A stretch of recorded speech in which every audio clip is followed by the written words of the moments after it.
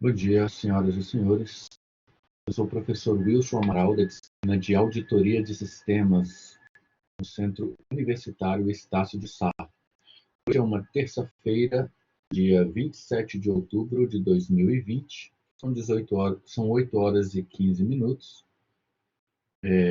Nós vamos dar início ao primeiro encontro da nossa segunda unidade, da disciplina de Auditoria de Sistemas. Nós finalizamos a unidade 1 na semana passada, momento no qual nós passamos pelas questões que fizeram composição da avaliação, tirando as dúvidas que restaram. Na unidade 1, nós tratamos os capítulos 1 e 2 do nosso material. O arquivo que a gente tem é esse que eu estou apresentando aqui para vocês, enviado por e-mail. Se alguém, porventura, não tem esse arquivo, me avise para que eu envie novamente. Na unidade 1, nós tratamos dos capítulos 1 e 2. No capítulo 1, a gente viu qual era o papel do perfil do auditor, quais são os fundamentos dessa área de auditoria de sistemas, a importância, o que faz um auditor de sistemas, qual é o propósito dele dentro de uma empresa. A gente viu as técnicas e as abordagens da auditoria de sistemas, os padrões, o que é plano de contingência. A gente viu os estudos associados aos riscos. Nós vimos como mitigar os riscos e as 4 etapas de mitigação de riscos que o auditor de sistemas tem que fazer. E fechamos com o capítulo 2, que são os controles internos e as 3 fases do processo de auditoria de um sistema, que é a fase de planejamento. E o que a gente faz na fase de planejamento? A fase de execução. O que o auditor faz durante a fase de execução do processo de auditoria e o processo final, quando ele emite os relatórios e os pareceres. E assim a gente fechou o capítulo 2 e a unidade 1. Agora, na unidade 2, que vai fazer composição da nossa AV2, a gente vai trabalhar nos capítulos 3 e no capítulo 4. No capítulo 3, que é esse que a gente começa hoje, cujo arquivo já está com vocês, eu enviei por e-mail na semana passada, porventura alguém não recebeu, me avise, e os que receberam, se já puder abrir o arquivo para que a gente possa acompanhar juntos, nós vamos tratar das técnicas de auditoria, que são várias técnicas que o auditor utiliza. Então, na unidade 1 do nosso curso, o que a gente viu? A gente viu o processo de preparação da auditoria. A gente viu os fundamentos da auditoria de sistema, o papel do auditor de sistema e o perfil do auditor de sistema e como que ele planeja essa auditoria. Agora, na unidade 2 do nosso curso, finalizando, a gente vai ver como que o auditor executa isso propriamente dito. A gente vai começar hoje falando das técnicas utilizadas pelo auditor, que ele pode se utilizar de softwares, ele pode utilizar da técnica de questionário, ele pode se utilizar da visita do próprio local onde a fábrica está instalada, onde o sistema está sendo utilizado, onde a linha de produção está montada, visita ao cliente propriamente dito. Ele pode fazer entrevistas. A diferença do questionário para as entrevistas é que o questionário ele não precisa estar presente. Um documento que ele envia pode ser em forma de papel mesmo ou online, e aí ele recebe esses dados e depois tabula, e a entrevista ele faz pessoalmente ou pessoalmente via internet. Aí ele pode também fazer os testes de observância, teste substantivo, ele faz análise dos dados de teste, faz os testes integrados, faz a simulação paralela e a lógica de auditoria embutida nos sistemas, o mapeamento estatístico dos programas, o rastreamento desses programas, análise lógica de programação e análise de log. E aí, dessa forma, ele utiliza-se dessas técnicas, desses mecanismos, para poder fazer a auditoria de um sistema. Aí a gente finaliza essa unidade na semana que vem, tratando das auditorias de controles organizacionais e operacionais, as políticas organizacionais, a violação dessas políticas e uma breve descrição a respeito dos cargos. A gente vai precisar conhecer o que é um analista de requisitos, o que é um analista de negócio, o que é um analista de sistemas. São as mesmas coisas, faz os papéis de cada um. O auditor também precisa verificar, dentre outras coisas, se os papéis estão sendo corretamente executados dentro da empresa. Então, vou descer lá para o capítulo 3, que é o assunto da nossa aula de hoje. Vou pedir para vocês acompanharem. Ele começa lá na página 53, ó. Técnicas de auditoria e controles organizacionais e operacionais. Esse é a primeira parte da nossa unidade 2. Então, ele já começa aqui apresentando as técnicas de auditoria. Como eu falei agora há pouco, na primeira unidade do nosso curso, a gente viu como é que é feito o processo de planejamento, como que o auditor planeja e executa. Aqui agora a gente vai ver o processo mesmo de execução. Quais são as técnicas que ele pode utilizar. Aqui estão as principais técnicas. É claro que vocês, como auditores de sistemas, não vão utilizar todas, ou vão utilizar-se de algumas técnicas que, porventura, podem ser que não estejam escritas aqui. Mas essas são as principais. A primeira técnica que a literatura já apresenta para a gente é a utilização de softwares. Hoje em dia é praticamente impossível você resolver a sua vida sem a utilização de softwares. E a gente tem nas empresas softwares específicos para auditoria. O Serviço Federal de Processamento de Dados, por exemplo, o SERPRO, que desenvolve, hospeda e dá manutenção dos principais sistemas do governo federal, tem um sistema próprio que nós mesmos desenvolvemos para dar suporte à auditoria de sistemas. Diga-se de passagem, é um software que eu sou analista responsável pelo software de auditoria de sistemas do SERPRO, chama-se SysAudit, é de responsabilidade minha, um sistema bem grande, no qual a gente tem o auditor, ele faz todo o planejamento, toda a execução, todos os pareceres por meio dele. Então, é praticamente impossível hoje em dia, em uma empresa grande, um auditor de sistemas, um profissional de auditoria, não utilizar-se de uma ferramenta própria para dar suporte. Por quê? Porque os processos são grandes, são inúmeros, são muitos processos, as áreas auditadas são muitas. Eu estou falando de qualquer empresa, tá? Mesmo uma empresa pequena, ela vai ter muitos processos. Não existe uma empresa com um processo só, que precisa ser auditado com um sistema só. Então, a utilização de softwares padroniza o processo entre todos os auditores. Para vocês terem uma ideia, uma empresa como o SERPRO, por exemplo, tem mais de 30 auditores para poder dar conta do processo de auditoria de todas as etapas. Lembrem-se que um auditor ele vai verificar, vai auditar a parte processual, a parte legislativa, a parte sistêmica, vai verificar se os processos empresariais estão em conformidade, estão de acordo. Então, são muitas áreas, os processos são complexos, são muitos processos, e a utilização de softwares para isso é de extrema necessidade. É praticamente impossível hoje em dia você fazer esse trabalho somente com uma planilha do Excel.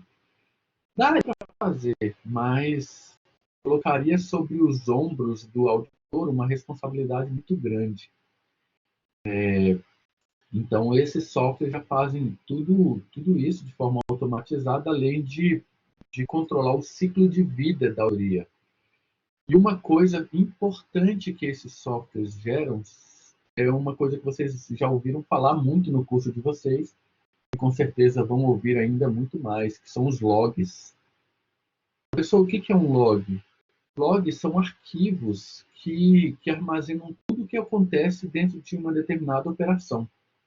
Então, eu tenho um log lá, por exemplo, o sistema operacional que você está utilizando agora para dar suporte aos softwares que você está utilizando para assistir esse vídeo, ele gera uma série de logs, dizem respeito à data, hora, minuto, segundo que o usuário logou, que operação que foi feita pelo usuário. Então, uma das coisas que esses sistemas geram são logs, e não apenas geram logs para que um ser humano possa analisar, mas esses sistemas são dotados também de analisar esses logs e cruzar esses dados para poder identificar possíveis falhas. Então, é uma coisa que a gente vai usar muito no nosso dia a dia, principalmente que for trabalhar aí com auditoria de sistemas. Os logs, eles geram a data e as operações e os usuários que realizaram aquelas operações. Então, tudo hoje em dia é logado. Tudo é logado. Não confundam log com login, tá, gente? Login é um processo de autenticação de um usuário em um sistema, geralmente fornecido por meio de senha e um nome de usuário ou biometria. Isso é login, para te permitir ao usuário ter acesso a um sistema. Log é um arquivo que armazena tudo que ocorre dentro de um sistema, para uma futura auditoria depois. Então, o principal consumidor dos logs do sistema somos nós, eu e vocês, autores de sistemas. Okay? Por isso que ele fala aqui, a utilização de logs é muito útil para o processo. A análise desses arquivos vão dar informações valiosas para o auditor. Por quê? Ele diz a hora que o usuário logou, a hora que ele fez determinada operação, qual foi o login de usuário associado à exclusão de um determinado registro. Os logs trazem isso tudo. Então, uma das coisas que vocês vão fazer muito é a análise de log. Geralmente, esses logs são gravados em banco de dados e são disponibilizados para o usuário que vai fazer a leitura ou consulta desses dados por meio de arquivos, geralmente TXT, tá? Aí você pode exportar isso para um outro sistema, o próprio Excel, para tabular os dados direitinho, e aí conseguir identificar isso. Tá? Vou fazer aqui por meio...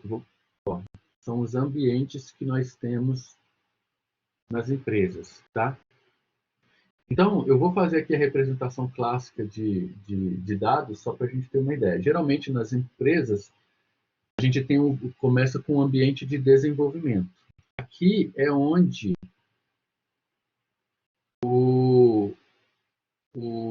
os desenvolvedores, os programadores, publicam as suas aplicações para poder testar. Primeiramente, o programador aqui ele faz a máquina do programador, do desenvolvedor, dos analistas. Então, geralmente, ele desenvolve aqui na máquina dele local. Esta está ok. Esse aqui é o ambiente que a gente chama de local, a máquina dele. É o localhost lá, máquina do desenvolvedor, tá? Depois que ele aqui tá ok, ó, aqui é o computador dele, ó, que bonitinho. Depois que ele testou tá ok, aí ele vai e faz uma operação que a gente chama de deploy. O que é o deploy? Ele manda isso para um outro ambiente, o ambiente de desenvolvimento. É uma máquina maior que agora já não está local. Aí aqui ainda é teste. Todos os dados aqui são de teste. Ele pode brincar, bagunçar, testar. Aqui todas as tabelas, os dados são todos de testes. Depois que ele testou nesse ambiente de desenvolvimento, aí ele faz um deploy. Ele faz um deploy aqui para o ambiente de homologação. Aí já é uma máquina maior, tá, gente? Vou fazer até aqui um desenho maior. Máquina de homologação. Nessa homologação aqui, o cliente já tem acesso. Aqui, ó, o cliente da aplicação já vem aqui nesse ambiente para fazer os testes. Então, tanto o desenvolvedor quanto o cliente fazem os testes aqui no ambiente de homologação. Se for reprovado, aí ele volta, o desenvolvedor ajusta, faz os ajustes, volta, ele testa novamente no ambiente aqui de TI, de desenvolvimento, aí faz o deploy para homologação, aí o cliente valida novamente. Somente no dia que o cliente aprovar, aí sim é feito um deploy aqui. Deploy significa publicar, tá? O ambiente para valer, aqui, ó, o ambiente de produção. Produção, aqui já é para valer, ó. Aqui não pode ter erro. Aqui já é o para valer mesmo. Se um erro for encontrado aqui, o negócio é grave, tá? Aí, se for encontrado aqui, ele desce de volta para cá para fazer o desenvolvimento, aí passa por esse ciclo todo novamente. Aqui já é o ambiente para valer mesmo, onde o cliente está logado. Quando você faz a sua consulta, seu extrato bancário, está vindo aqui no ambiente de produção, ó. Quando você vai consultar suas notas lá no CIA, está vindo aqui, ó, no ambiente de produção, ó. Então, isso já é para valer, já é uma máquina mais robusta, bem grande. Então, são esses três ambientes que nós geralmente temos nas empresas. O ambiente de produção, o ambiente de homologação e o ambiente de desenvolvimento. Então, essas operações ocorrem justamente...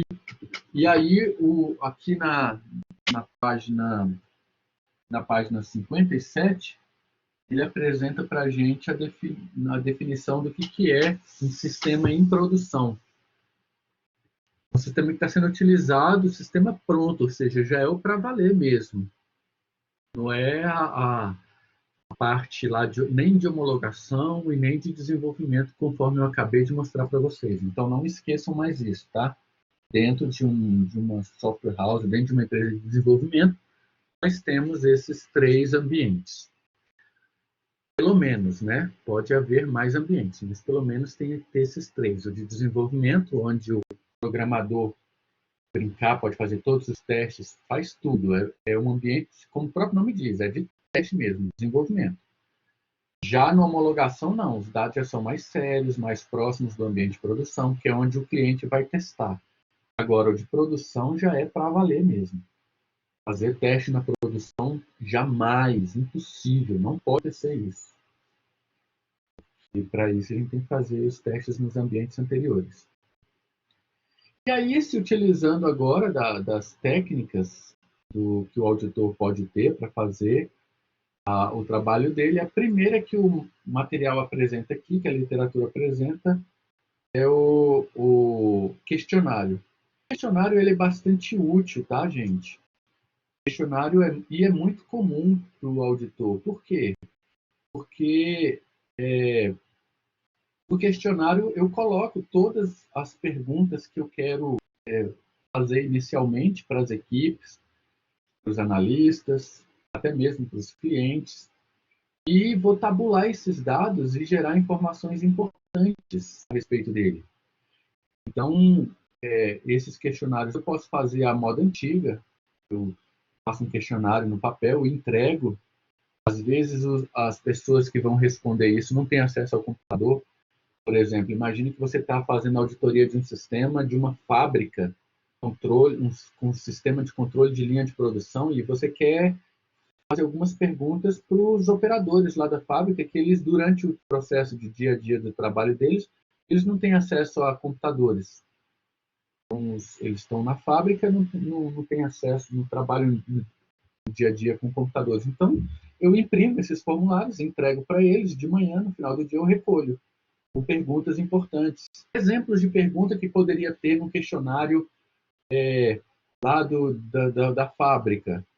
Eu poderia perguntar, por exemplo,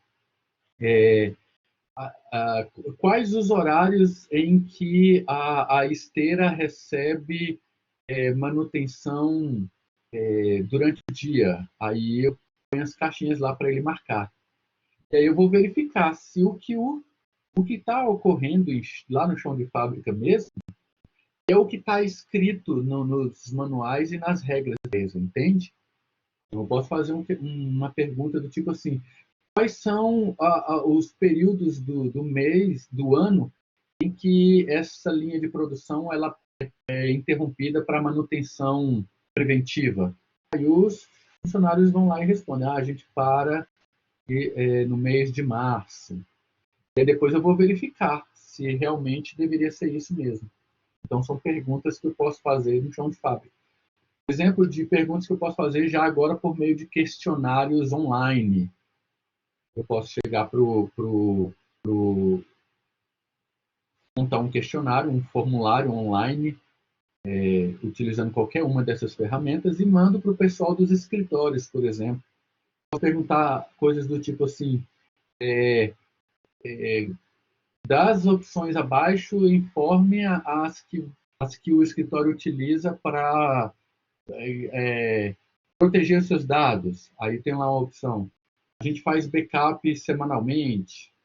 Opção 2, backups são feitos diariamente. Opção 3, não são feitos backups, os dados são gravados na nuvem. E aí as pessoas que trabalham naquela área respondem o questionário e eu, como auditor, depois vou verificar e tabular esses dados. Então, eu posso fazer perguntas a respeito da segurança física dos equipamentos. Aponte abaixo as opções em que são utilizadas para proteger e salvaguardar os servidores. Eu posso fazer perguntas a respeito da segurança lógica do tráfego de dados, perguntas a respeito do controle de acesso. Nessa filial, quais são os mecanismos de autenticação utilizados pelos funcionários? Eu coloco lá uma lista e eles vão me responder quais que eles usam. A gente usa aqui biometria. Não, a gente utiliza uma senha. Eu posso fazer uma outra pergunta. Qual é a política de troca de senha? Aponte abaixo a alternativa.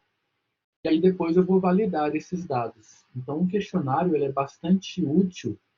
Ele tem uma grande vantagem e também uma grande desvantagem. Qual é a grande vantagem do questionário? Você pode aplicar a um número muito grande de pessoas, de auditados. Imagine uma empresa que tenha 15 mil funcionários, uma empresa grande que tenha 20 mil funcionários. Eu posso disparar esse questionário. Eu poderia disparar para todos eles, por exemplo. Posso pegar a lista de e-mail e disparar para todos eles e depois tabular esses dados por meio de ferramentas, utilizando Python, utilizando SQL. Então, essa é a grande vantagem do questionário.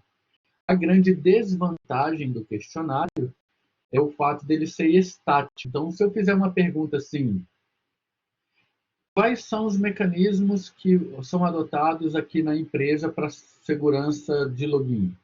Aí eu tenho lá, alternativa A, biometria. Alternativa B, login com senha. Alternativa C, crachá e leitura da digital, por exemplo. Se o usuário chegar lá e marca assim, login com senha, legal, login com senha. E qual é a política da troca de senha? Eu não tenho essa agilidade, porque eu mandei os questionários, eu tenho que esperar todos voltarem para eu tabular os dados, e se surgir alguma dúvida daquele questionário, não é rápido. Eu teria que montar um outro questionário para poder esclarecer aquela dúvida. Então, a vantagem do questionário aqui eu posso aplicar para um número grande de pessoas. Posso aplicá-lo por meio de papel, a moda antiga, ou por meio de formulário, posso mandar o link por e-mail. A Agora, a desvantagem é que ele é estático. Então, se surgir alguma dúvida de acordo com uma resposta de um determinado pesquisado, aí eu já não tenho mais... eu não consigo esclarecer essa dúvida tão rapidamente, né? Diferentemente desse item aqui, ó, entrevista. A entrevista não. Como na entrevista eu estou conversando com o pesquisado, estou fazendo auditoria, aí eu entro lá na sessão e vou fazer uma entrevista. Gente, hoje eu vou entrevistá-los, eu posso fazer uma entrevista em grupo ou individual. Vou entrevistá-los a respeito dos processos de autenticação de usuário aqui na empresa. Seleciono uns 4 funcionários, e aí sim, porque olha, a entrevista é bem dinâmica. Se um usuário chega para mim na hora da entrevista e fala assim, aqui a gente utiliza senha para autenticar no sistema. Na mesma hora, se surgir uma dúvida, eu posso perguntar, como que é essa senha? Ele vai me falar, aqui a senha ela tem que ter pelo menos 8 caracteres, tem que ter pelo menos um número e uma letra, e tem que ter, das letras, tem que ter pelo menos uma maiúscula e uma minúscula. Na mesma hora eu consigo esclarecer isso, porque a entrevista ela é dinâmica, ela tem essa vantagem. Qual é a desvantagem da entrevista? Eu não consigo aplicar para 20 mil pessoas, para 10 mil funcionários, nem para 500, nem para 100. É impossível o entrevistar 100 pessoas, a não ser que aí a auditoria vai levar 1 ano para ficar pronta. A entrevista ela tem a desvantagem de eu ter que fazê-la com um grupo pequeno, porque ela leva muito mais tempo. O auditor precisa estar ali. Não precisa nem estar presencialmente. A entrevista pode ser pela internet, pode ser... mas a característica da entrevista é que ela é dinâmica ali na hora. Então, ela tem a vantagem do auditor poder esclarecer dúvidas pontuais. Agora, ela tem a desvantagem de ser realizada com um grupo pequeno. E aí há 3 tipos de entrevistas. A entrevista pode ser estruturada, não estruturada ou semi-estruturada. Deixa eu ver se o material explica os tipos. Não explicam. Então eu vou falar sobre elas. Na entrevista estruturada, o auditor já monta a estrutura. Ele já fala assim, ele já planeja assim, no primeiro bloco de questões, eu vou perguntar sobre a autenticação de usuário aqui nessa empresa. No segundo bloco de questões, eu vou perguntar sobre a satisfação deles com o processo de segurança. E, para finalizar, eu vou perguntar sobre as sugestões de melhorias. Está vendo que ela é estruturada? A não estruturada, não. Eu tenho uma pergunta inicial e aí, com base nessa resposta, a entrevista pode seguir um rumo completamente diferente. Então, por exemplo, imagine que eu faça a primeira pergunta para a pessoa que está sendo auditada assim, nessa empresa aqui, quais são as políticas de backup? Aí a pessoa fala assim, não existem políticas de backup aqui. Então não tem mais por que eu perguntar sobre isso. Aí eu já passo para outro assunto na mesma hora. Ou então se ela fala, são inúmeras. Aí ele me fala da primeira, aqui a gente tem backups autoincrementais diários. Aí eu vou perguntar, desse backup autoincremental diário, quais são os dados de que sistemas são backupeados? Aí ele vai me respondendo. Então a entrevista segue um fluxo de acordo com as respostas do entrevistado. E a semi-estruturada, ela mistura as características das 2 anteriores que eu acabei de falar. Então, nós temos as principais aqui, não vamos esquecer, o questionário e a entrevista. Tá? Já eu falo aqui da visita em loco, então a gente tem aqui os questionários e as entrevistas. Perguntas a serem realizadas pelo diretor da empresa são completamente diferentes das perguntas a serem realizadas para o operador lá de chão de fábrica. A não ser que eu tenha uma pergunta a respeito de sentimento quanto à empresa, e aí poderia ser uma pergunta comum a ambos os cargos. Se não for especificamente isso, não tem por que eu colocar numa mesma entrevista alguém do corpo tático, diretivo, e alguém do corpo operacional, porque os assuntos são outros. Para um diretor, eu vou fazer perguntas associadas às características táticas, decisórias da empresa, estratégicas. Não há por que eu fazer uma pergunta para um operador de chão de fábrica sobre a estratégia mercadológica da empresa. Ele não tem informações a respeito desse assunto. Então, as entrevistas devem ser feitas, se for em grupo, dentro de um mesmo grupo de pessoas. Não posso misturar esses níveis. Já num questionário, não. Eu posso disparar para todo mundo. E aí eu posso fazer perguntas diferentes para cada grupo, por exemplo. Então, cada um tem essas características, tá? Não esqueçam mais disso. Vou falar também agora da visita em loco. Olha só que interessante. O termo in loco significa no local. Então, toda vez que vocês ouvirem esse termo in loco, seria no local. Então, o auditor ele está indo no local mesmo. E aí não serve uma entrevista por internet. Em algumas situações, você tem que estar fisicamente no local mesmo. Por exemplo, imagine que o auditor esteja coletando dados a respeito dos funcionários que operam na colheitadeira. Ele precisa ir lá e coletar informações que ele só vai ter se ele estiver lá na área de plantio mesmo. Então, in loco significa o auditor indo no local. E aí ela tem uma grande vantagem, porque ele pode obter dados por observação. Olha só que interessante. Então, imagine que eu faço uma pergunta assim, ó.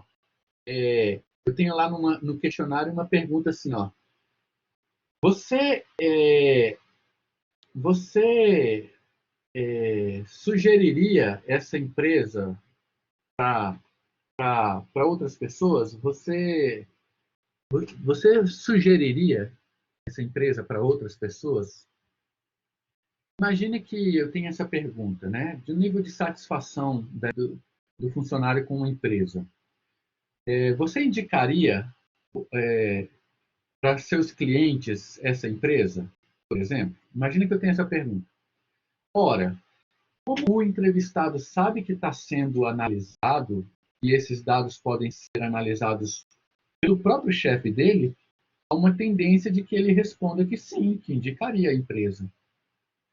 Só que aí, de repente, o auditor, estando em loco, ele faz essa pergunta, ele fala assim, você indicaria essa empresa? E ele pode observar no rosto, no jeito do funcionário que ele não está motivado, que ele só está ali mesmo porque ele não tem outra alternativa. E ele jamais indicaria aquela empresa. Ele está insatisfeito ali. E esse tipo de observação ela é muito útil. Ela só é possível você estando em loco. Então, imagina que eu tenho uma pergunta assim, ó. O ambiente de trabalho é limpo e organizado? Ora, há uma tendência de que os funcionários respondam que sim, porque eles podem estar sendo observados nessas respostas dos seus chefes imediatos. Mas aí o auditor, indo em loco, ele percebe a sujeira do ambiente, a desorganização. Ele vê que as peças não são catalogadas, as ferramentas ficam em qualquer lugar, e isso atrasa o processo produtivo. Então, estando em loco, ele faz observações que seriam impossíveis serem coletadas realmente na íntegra, com fidelidade, por meio do questionário, porque o questionário, o funcionário pode responder de acordo com a situação, Agora não, o auditor estando em loco, ele pode obter dados para fazer os testes, ele pode ele mesmo coletar os dados, ele está ali em campo. Então, ele pode, na hora, fazer a solicitação de um documento ou gerar esse documento na hora. Então, tem uma série de vantagens da entrevista, da visita em loco. Agora, ela tem a desvantagem de, geralmente, ela é cara e que requer deslocamento, né, do auditor, mas permite ao auditor identificar algumas falhas que, que só seriam possíveis identificar pessoalmente e informalmente. Não teria como ele coletar esses dados, por exemplo, por meio de questionário. Então, existem algumas técnicas que a visita em loco ela é fundamental, apesar de ser cara, né? Porque nem sempre, não é a mesma coisa da gente fazer uma visita pela internet. Por enquanto, ainda não. Pode ser que com a melhoria da realidade aumentada e da realidade virtual e da implementação do 5G, pode ser que um auditor possa visitar o chão de fábrica, visitar a área de colheita, visitar os escritórios todos e ter o mesmo sentimento virtual que ele teria no real. Por enquanto, ainda é difícil. Tá? Enquanto o ideal, a visita ainda ela é bastante importante. Outra técnica que nós temos aqui é o teste de observância, que ela objetiva o auditor identificar e determinar os procedimentos internos. O teste de observância ele é bastante interessante porque o auditor não só visita, mas ele também opera, sabe? Ele também realiza. Então, o teste de observância ele consegue verificar a credibilidade dos controles internos da organização. Então, a confiabilidade dele é bem maior. Uma das particularidades, uma dessas características do teste de observância é que, fundamentalmente, a área auditada não pode saber que está sendo observada.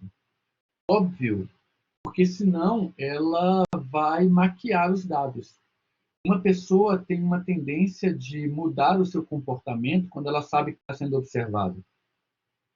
Foi feito um teste, por exemplo, em que se colocou uma câmera dentro de uma academia para observar as esteiras.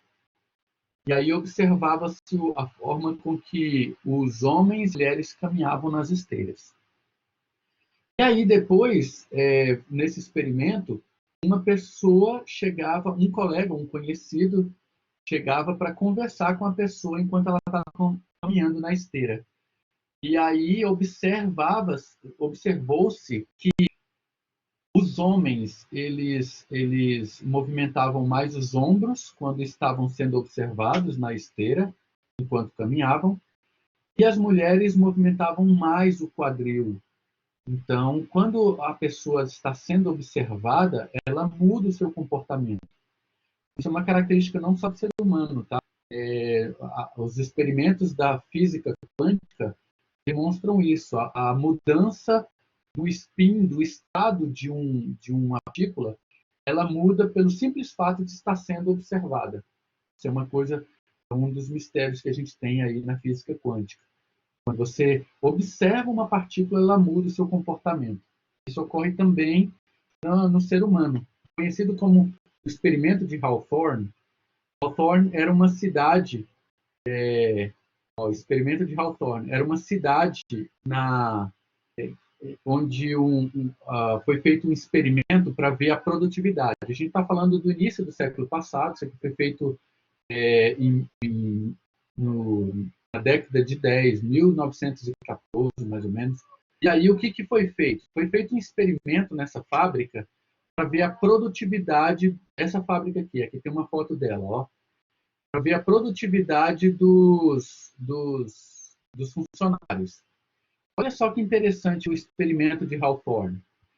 2 grupos de operários foram separados, e aí queria se ver a produtividade deles para produzir as peças. Então, essa fábrica produzia várias coisas, dentre elas produzia também ventiladores. Então, pegou um grupo de funcionários e separou um grupo de 10 funcionários e separaram esses 2 grupos em 2 locais diferentes. Em um dos locais, eles aumentaram a iluminação. Em outro, eles deixaram os funcionários em pé, como vocês podem ver. Em outro, eles deixaram o funcionário sentado. Em outro, deixaram as ferramentas organizadas. Em outro grupo, deixou as ferramentas de qualquer jeito e começaram a contar a produtividade. E aí eles chegaram a uma determinada conclusão. Quando o ambiente está mais iluminado, a produção aumenta X%. Quando o ambiente está mal organizado, com as peças em qualquer lugar, a produtividade cai X%. Aí eles começaram a tabular esses dados. Só que aí, alguns dados começaram a chamar a atenção dos engenheiros que estavam fazendo essa pesquisa. E aí eles acharam estranho, porque alguns dados eles estavam estranhos. Então, o que os pesquisadores fizeram? Eles separaram um grupo e não avisaram para o grupo que a pesquisa estava sendo feita, para poder observar. Aí, então, por exemplo, eles aumentaram a iluminação, mas o grupo não sabia que estava sendo observado. E aí a produtividade aumentou, mas muito pouco, quase insignificantemente. Então, eles perceberam que quando o grupo sabia que estava sendo monitorado, ele automaticamente já mudava a sua postura. E aí eles fizeram um negócio, daí surgiu o termo efeito placebo. Para um grupo, eles falaram que o grupo estava sendo monitorado, e aí eles falavam, a gente vai aumentar a iluminação do ambiente. Só que eles não aumentavam a iluminação, só para ver se a produtividade melhorava. E como o grupo sabia que estava sendo observado, a produtividade melhorava, mesmo que a iluminação não tivesse sido aumentada ou diminuída. Mas somente eles achavam que a mesma coisa ocorre com medicamentos, né? Quando você está testando um medicamento, você separa em 2 grupos. Para um grupo, você dá o medicamento real, com o princípio ativo real, e para o outro grupo, você dá farinha dentro do comprimido. A pessoa, mas eles não sabem se o medicamento que ele está tomando é real, realmente tem o princípio ativo, ou se ele está tomando só farinha. Aí esse nome é dado o efeito placebo, porque algumas pessoas, mesmo por saberem que já estou tomando o medicamento, eles já apresentam alguma melhora, mesmo que o medicamento seja de farinha. Aí esse nome é dado o efeito placebo. Isso começou aqui com o experimento de Hawthorne, porque eles fizeram experimento nessa fábrica aqui, na cidade de Hawthorne, nos Estados Unidos, e perceberam que alguns dados eles eram discrepantes. E aí eles descobriram depois que o motivo era porque os entrevistados sabiam que estavam sendo observados. Então, por esse motivo aqui na nossa literatura tem o teste de observância, mas ele diz aqui nesse parágrafo, é fundamental que o auditado não saiba que está sendo observado, senão os dados são modificados naturalmente, porque não é só uma característica humana, mas isso é observado no reino animal também. Quando o animal sabe que está sendo observado, ele modifica o seu comportamento. Isso é encontrado, inclusive, na física de partículas. Uma partícula tem o seu comportamento modificado quando ela está sendo observada.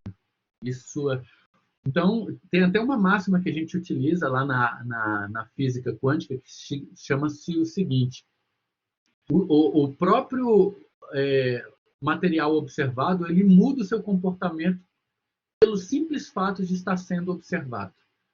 Então, isso funciona tanto na física quântica, lá no comportamento das partículas, quanto no comportamento humano. Então, no teste de observância, vocês, auditores, jamais devem permitir que o auditado saiba que está sendo observado, senão os dados são catastroficamente alterados. Geralmente, a pessoa que está executando uma operação, que não sabe que está sendo auditada, ela vai agir habitualmente. E aí sim os seus dados serão precisos. Quando ela sabe que está sendo observada, então os dados não vão ser precisos. Esse é o teste de observância. Aí tem a parte aqui dos dados de teste, e você precisa preparar um conjunto de dados que serão utilizados para os testes do sistema que está sendo auditado. E aí, nessa área, o conhecimento de programação ele é bastante útil, viu, gente? Para fazer massa de testes. Imagine que eu vou testar um sistema, então, para ver o comportamento dele, então eu preciso de dados para lançar nesse sistema. Então, essa massa de dados, também conhecido como massa de testes, ele deve ser preparado como um conjunto de entradas para o sistema para eu validar. Então, imaginem vocês que eu tenho lá um sistema de notas dos alunos de uma universidade. Imagine que eu sou auditor desse sistema e eu quero verificar, por exemplo, como é que o sistema se comporta diante de notas inválidas, por exemplo, valores negativos, valores contexto, ou então uma grande quantidade de volumes de lançamentos em um único segundo. Eu monto uma massa de dados, aí eu coloco lá os números das matrículas, coloco a nota 1, nota 2, nota 3, nota 4, e faço lá 1 milhão de registros. Monto um arquivo lá com 1 milhão de matrículas e notas de todos os tipos. Algumas notas com dados inválidos, algumas notas com valores acima da possibilidade. A nota é de 0 a 10, eu coloco uma nota lá com valor 20, para ver como é que o sistema vai se comportar. E monto uma massa de dados e disparo isso para submeter no sistema. E posso analisar um monte de coisa. Eu posso analisar se o sistema está respondendo, conseguindo responder mesmo diante de um grande volume de dados. Eu posso identificar se o sistema está conseguindo tratar os dados inválidos. Então, a massa de dados deve ser preparada com o objetivo de testar uma grande quantidade de possibilidades e combinações. Aí, dessa forma, eu consigo simular um ambiente real, porque um sistema de lançamento de notas de uma universidade, por exemplo, como a Estácio de Sá, que tem alunos no mundo inteiro, muitos alunos, aí eu preciso fazer uma massa de dados lá, eu vou lançar 1 milhão de notas aqui, fazer um programa para lançar 1 milhão de notas. Então, eu posso fazer justamente essa operação. O Arthur Germano comentou a respeito do gato de Schrödinger. Exatamente. O gato de Schrödinger é justamente um exemplo da observação do comportamento de partículas. Muito bem lembrado, Arthur. Obrigado pela contribuição. Exatamente. O experimento do gato de Schrödinger, ele mostra o comportamento das partículas quando elas estão sendo observadas. Vale muito a pena. Quem tiver curiosidade sobre esse assunto, quiser ler sobre a teoria da física quântica, você vai ver lá dentro dela a teoria do comportamento das partículas. Então, quando você, falando rapidamente sobre isso, quando você dispara elétrons em uma placa, eles têm um comportamento. Aí, quando você coloca um medidor ali para poder identificar quais os elétrons que estão passando por aquela fenda, Só o fato de você colocar um medidor, mesmo que ele não atue diretamente nos elétrons, os elétrons já sofrem uma mudança de comportamento. Só pelo simples fato deles estarem sendo observados. Aí você desliga, não observa mais, vira o rosto para o outro lado, desliga o equipamento de medida, aí os elétrons passam a ter um outro comportamento. É impressionante isso. Vale muito a pena quem tiver curiosidade. Então, assim como funciona na física quântica, nas partículas, funciona também nos seres humanos. Eles mudam o comportamento quando estão sendo observados. Então, por esse motivo, no teste de observância, você, auditor, não pode permitir que a área auditada saiba que está sendo auditada. Tudo bem? Obrigado, Arthur, pela contribuição. Então, as vantagens de você ter uma massa de dados é que você pode utilizar software para executar o disparo desses dados e identificar o comportamento do sistema, se ele está sendo eficiente, se ele está conseguindo tratar os dados todos, testes de performance e testes de estresse. Quem aí é meu aluno da disciplina de qualidade de software vai estar vendo isso, sobre testes de estresse, testes de performance. Você submete um sistema a uma grande quantidade de dados de uma única vez e observa o comportamento do sistema, se ele vai conseguir tratar esses dados, se ele vai conseguir dar vazão a isso, se não vai dar erro, se não vai estourar. E aí esses softwares fazem isso com a possibilidade de identificar se o sistema consegue operar isso ou não.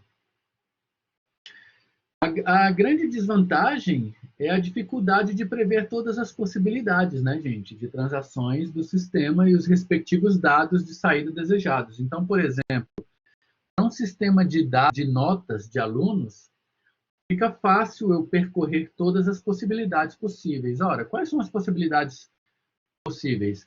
Eu posso ter uma matrícula válida ou eu posso ter uma matrícula inválida. Dentro de matrícula inválida, tem dois tipos. Ou pode ser uma matrícula inexistente, ou pode ser uma matrícula com dados errados. Então, o campo matrícula é só do tipo numérico, eu coloco texto, por exemplo. E uma matrícula inexistente, eu coloco uma matrícula de um aluno que não existe. Então, observe que a faixa de espectro de possibilidades num sistema de lançamento de notas ela é curta, então eu consigo percorrer todas as possibilidades. A respeito das notas, por exemplo, eu posso ter uma nota nula, uma nota inválida. Uma nota inválida seria o quê? Tem dois tipos. Ou eu posso colocar um texto lá no lugar do número, ou eu posso colocar uma nota negativa. Ora, não existe uma nota negativa. O aluno não pode ter feito uma prova e ter tirado -3. Não tem como. E aí eu posso submeter isso para o sistema. Então, para um sistema de controle de notas, é fácil eu percorrer todo o espectro de possibilidades. Agora, pensem vocês, por exemplo, em um sistema como um dos que a gente tem lá no CERPRO, que é o sistema de declaração de imposto de renda. Esse sistema que vocês utilizam todos os anos para declarar o imposto de renda.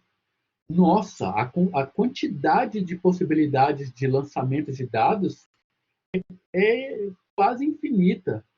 Quando você está lá falando, por exemplo, de espólio ou de herança, você pode lançar um dado de um imóvel, lançar um dado de um veículo, lançar um dado de uma herança, pode lançar um dado de valores que você recebeu no seu trabalho, você pode lançar o dado de valores que você recebeu de presentes, ou seja, o espectro de lançamento de dados é bem maior.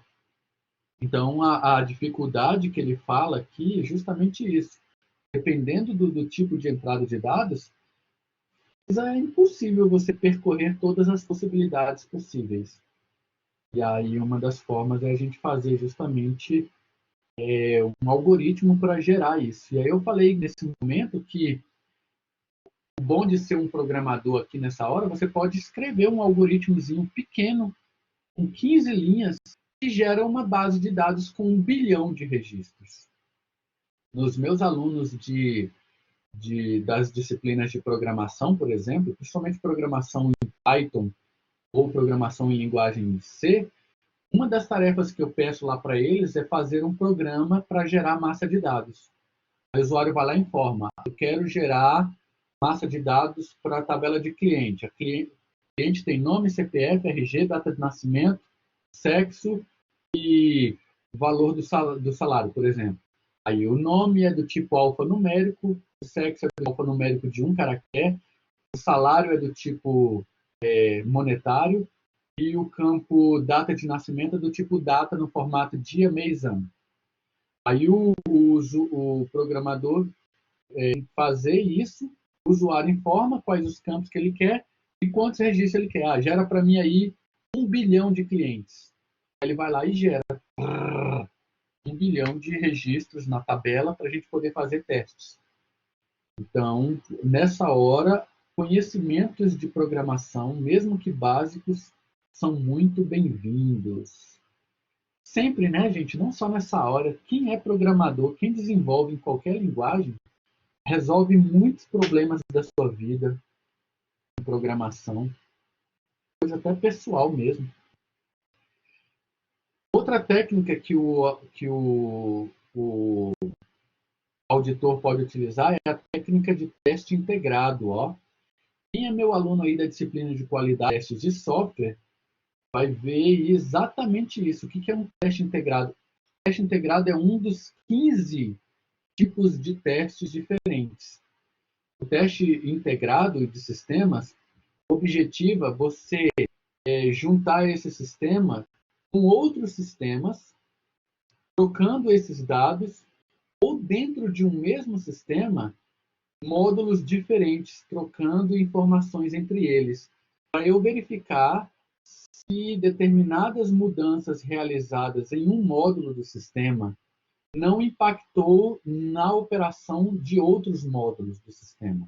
Ou se uma mudança que eu fiz no sistema de RH da empresa não impactou, por exemplo, no sistema de compras, porque lá no sistema de compras ele usa os dados do sistema de RH para autenticar o usuário, por exemplo.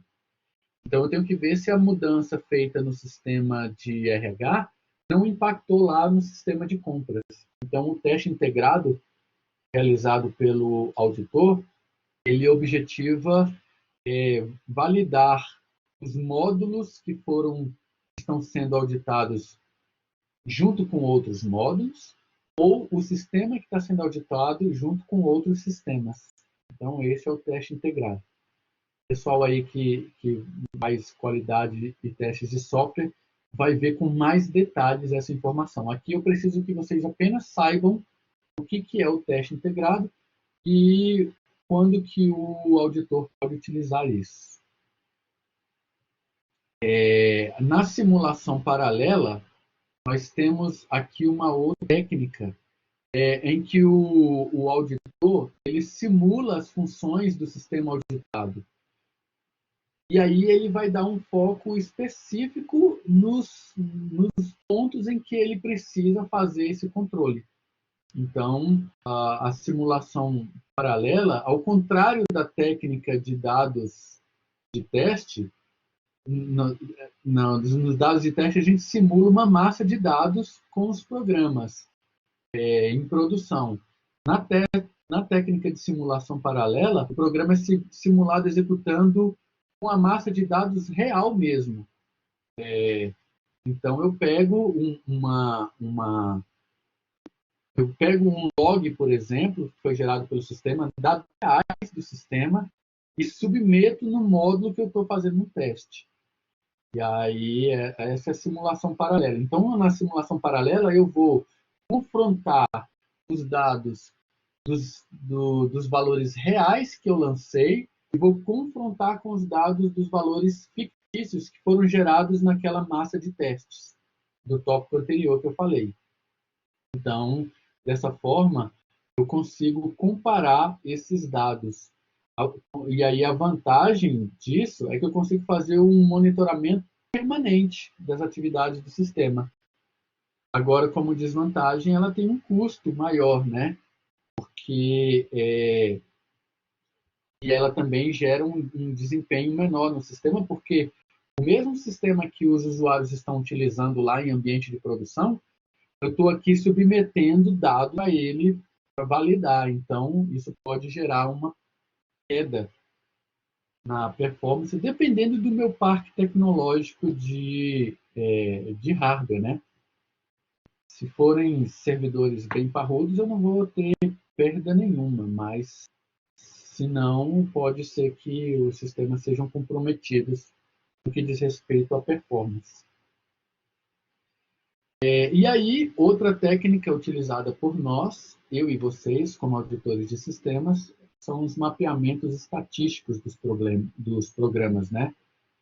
Então, eu posso tabular dados como as rotinas que não são mais utilizadas, ou a frequência de utilização de determinadas funcionalidades do sistema, rotinas que já foram desativadas ou que são utilizadas somente momentaneamente. Posso fazer estatísticas disso daí tudo. Funcionalidades que são mais utilizadas, e quais os horários do dia, e quais os dias da semana, e quais os meses do ano que elas são mais utilizadas. Por exemplo, lançamentos de notas no portal da faculdade, ele tem um pico, ele tem 3 picos, né, durante o semestre. Justamente depois da AV1, depois da AV2 e lá no final, a avaliação da AV3. Então, eu posso montar estatísticas disso, e montando essas estatísticas, eu posso fazer mapas de manutenção. Então, por exemplo, o módulo de lançamento de notas dos alunos, preciso fazer uma manutenção efetiva nele. Ora, com dados dessas estatísticas aqui, eu posso determinar as melhores épocas do ano para eu fazer as manutenções adaptativas ou efetivas dentro do módulo de lançamento de notas. Eu sei que esse módulo de lançamento de notas ele é pontualmente utilizado 3 vezes no semestre. Já o lançamento de faltas, não, ele é utilizado todos os dias. Então, são essas estatísticas que servem para esse tipo de coisa. Identificar rotinas fraudulentas ou irregulares. Então, o mapeamento estatístico dos programas são operações feitas pelo auditor para identificar esses nichos. E aí, com base nisso, ele tomar decisões a respeito da auditoria com base nesses dados estatísticos que ele fez. Então, isso é bastante interessante, porque ele consegue levantar informações a respeito do desempenho, informações a respeito de perda de valores, principalmente se ele identificar rotinas fraudulentas. Então, isso daí é a técnica de mapeamento estatístico. É uma das técnicas que a gente mais vai utilizar, tá, gente? Você vai precisar de dados estatísticos para poder tomar essas decisões e poder gerar os seus relatórios estatísticos, seus relatórios de auditoria. Rastreamento de programas, essa é uma técnica também muito utilizada, porque você vai fazer observação dos logs para identificar as transações de processamento. Ela é muito semelhante ao mapeamento estatístico aqui que você vai fazer. Só que aqui você está especificamente em cima de um programa. Você vai observar operações específicas do sistema e vai mapear as transações que estão sendo realizadas naquelas operações. Então, por exemplo, imagine que eu tenho um sistema financeiro, por exemplo, e eu quero mapear as operações de geração e pagamento de boletos. Então, eu vou ver todas as transações de geração de boletos e aí vou ver todas as operações de transações de pagamento desses boletos. Depois disso, eu consigo até gerar estatísticas, percentuais dos boletos que são gerados, que não são pagos. Aí eu posso até identificar alguns problemas no sistema. Imagine que eu estou auditando um sistema lá de uma loja online. E eu observei rastreando determinado programa lá, eu observei que um grande número de boletos são gerados para um determinado produto, mas eles não são pagos. E aí eu posso gerar informações importantes a respeito disso, identificar como auditor, de repente, uma falha no processo, ou identificar uma falha no negócio, e aí até gerar um relatório sobre isso. Olha, determinado produto, os clientes estão preferindo, em vez de fazer logo o pagamento, eles estão preferindo gerar boletos, e grande parte desses boletos não estão sendo pagos. Aí a gente pode fazer uma análise em cima desses produtos, identificar a característica. Isso vai permitir ao auditor identificar rotinas, de repente, fraudulentas, ou rotinas que têm alguma falha no processo de negócio, as vendas. Então, é esse tipo de coisa que pode ser detectada. Eu posso, por exemplo, detectar um caminho incorreto numa determinada transação. Ó. Isso aconteceu com o caso da Amazon, é um exemplo bem claro disso. Eu vou fechar aqui esses dois para a gente finalizar hoje e a gente continua na próxima aula. A análise lógica da programação, isso eu já comentei com vocês no primeiro dia de aula. Um auditor que conhece de programação de computadores, ele vai ter uma grande vantagem, porque ele vai poder analisar o código para verificar se não existe backdoor, se não existe alguma rotina maliciosa ali. Então, e ele fala, inclusive, aqui, obviamente, para executar essa técnica, o auditor tem que conhecer da linguagem de programação que o sistema foi desenvolvido. Como 90% dos sistemas hoje são desenvolvidos ou utilizando linguagem Java ou utilizando linguagem PHP, então, se o auditor conhece essas linguagens, ele vai ter uma grande facilidade de auditar uma série de sistemas. Então, conhecimentos em linguagem de programação e lógica de programação são muito bem-vindas para um auditor de sistemas, tá, gente? Ele não precisa terceirizar essa etapa e aí confiar nessa terceirização. Porque, por exemplo, imagine que eu seja um auditor que eu não conheço de programação. Estou auditando uma empresa. Eu vou depender do programador daquela empresa. Ora, é óbvio que o programador vai puxar a sardinha para o lado dele e vai dizer que está tudo ok lá. E aí eu teria que contratar uma auditoria independente, terceirizada, para poder fazer a auditoria dos códigos. Então é fundamental que o auditor conheça o mínimo de programação para poder fazer essa parte. E para finalizar, a gente tem a análise de logs. Eu já comentei com vocês no início. O objetivo é determinar erros em programas, porque eu estou analisando os logs. E todos os servidores de aplicação geram logs. Então, quando o usuário loga, ele gera um log. Quando o usuário informa um dado, ele gera um log. Quando o usuário altera um dado, ele gera um log. Se o sistema dá um erro, ele gera um log, dizendo qual o erro que deu, qual foi a exceção, qual a hora, minuto, segundo, qual o usuário logado, qual era a operação, qual foi a máquina que deu erro. Então, a análise de logs ela é fundamental, é uma ferramenta fundamental de qualquer autor. Então, utilizem-se dessas técnicas. E aí, coisas que eu vou perguntar na avaliação de vocês daqui a 2 semanas. Vou perguntar coisas do tipo assim, as características, por exemplo, de um auditor ver os rastreamentos das transações e observar essas transações. Qual é a técnica que ele está utilizando? É a técnica de mapeamento estatístico? É a técnica de lógica embutida? É a técnica de simulação paralela? Ou é a técnica de análise de dados de teste? Ou nenhuma das alternativas? Então, preciso que vocês conheçam essas técnicas para que a gente possa fazer uma boa avaliação daqui a 2 semanas. A respeito desse assunto, alguma dúvida, meus amigos? E assim a gente finalizou aqui, ó, essa etapa aqui, ó, que são as 14 técnicas de auditoria de sistemas. Na semana que vem, a gente fecha esse arquivo falando das auditorias de controles organizacionais e operacionais. Aí vai a página 63, 64, 65, até a página 69, ó. A gente fecha essas 6 páginas na semana que vem, faz algumas questões para ver como é que vocês estão, e assim avalia na outra semana. Alguma dúvida a respeito disso?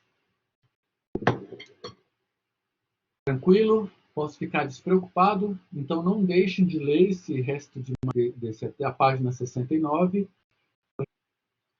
Então, amigos, a respeito desse assunto, alguma dúvida? Ficou alguma questão? Alguém quer perguntar alguma coisa? Tá tranquilo? Posso ficar despreocupado? Então, não deixem de finalizar a leitura desse arquivo. A gente se encontra, então, na semana que vem para fechar esse conteúdo, que é o capítulo 3 do curso de Auditoria de Sistemas. Então, muito obrigado pela presença. Nos encontramos, então, na semana que vem.